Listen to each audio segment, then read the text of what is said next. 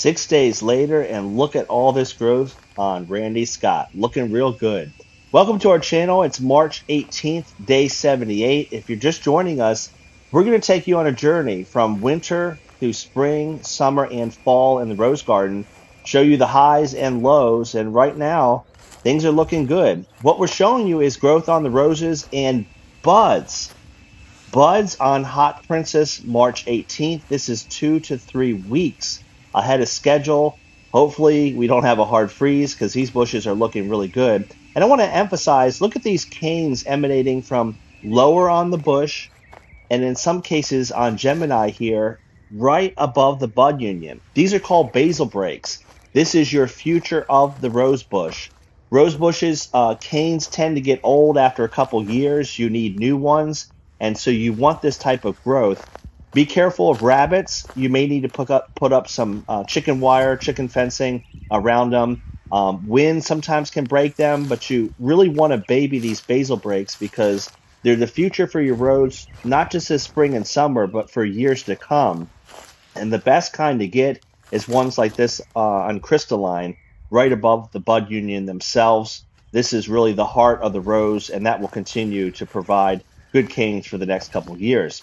Want to shift gears and show you Marlin's Day. This is the one that looks half dead. Sometimes this happens because of winter cold, or in my case, disease. I'm looking for any signs of life, anything green, and I don't have it. Even below the green, it's black, so that's not good. But what about that? That is a new basil break. We're going to baby that over the next couple weeks. If that survives and more develop on the bud union, we're in business. We'll cut out the dead, and that rose bush will be just fine. As we shift gears over to Louise Estes, a very strong rose bush, but the left half of this is completely dead, and that's from canker. So our roses took a beating over the winter because of disease, but we're looking for signs of growth. You can see some of the roses, only a cane or two living. Other ones in better shape, like this Alina and then Mr. Lincoln in the background. I want to point out, notice the difference in color with those leaves versus this old garden rose. Depending on your variety, especially if you have old garden roses, sometimes your leaves won't quite look like the other bushes in your garden. We already showed you this one, Mr. Lincoln. Growth on this is quite good. Another good growing rose, Pope John Paul II. Both are extremely fragrant. In this case, we have buds on it. Again, 2 to 3 weeks ahead of schedule here for eastern North Carolina. A lot of good growth, and these buds will break out into blooms probably sometime by the middle part of April. In addition to the blooms, these bud eyes are pushing out, and those are signs of good growth on the plant, and you'll get that especially in the spring months. One thing you want to watch out for, this is Double Delight.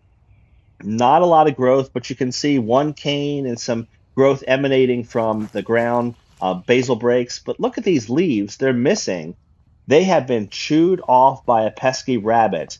Usually not a big deal, but if your rose is just limping along and you have these basil breaks and just a few leaves, anything you lose is not allowing the plant to have its fullest energy. So these are prized possessions in the garden. I got to get some chicken wire up around this to keep that rabbit away because, again, it's on life support, that rose, and you don't want anything nibbling at it. What's not on life support? Ring of Fire, looking excellent. This is White Princess, a newer rose planted in the fall. Mr. Caleb, also looking very, very good. A second rose, Louise Estes, this is my second one, also has canker.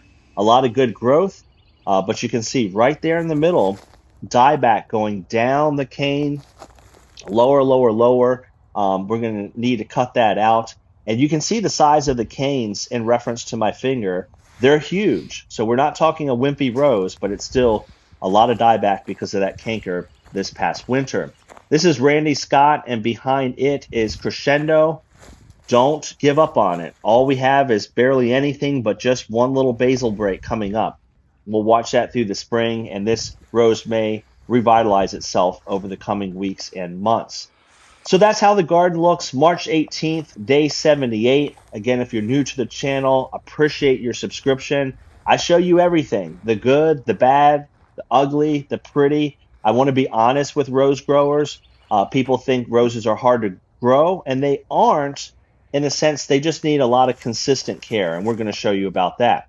We're going to discuss this, a climbing rose, in future videos and tell you what the name is. It's a beautiful pink rose. That will be the only hint I give you. And then I'll leave you with some other things I grow. Blueberries do well in our area because of the sandy, acidic soil. Those are starting to kick in, and also some blackberry bushes. I mainly focus on roses, but I like to show you a little bit of everything.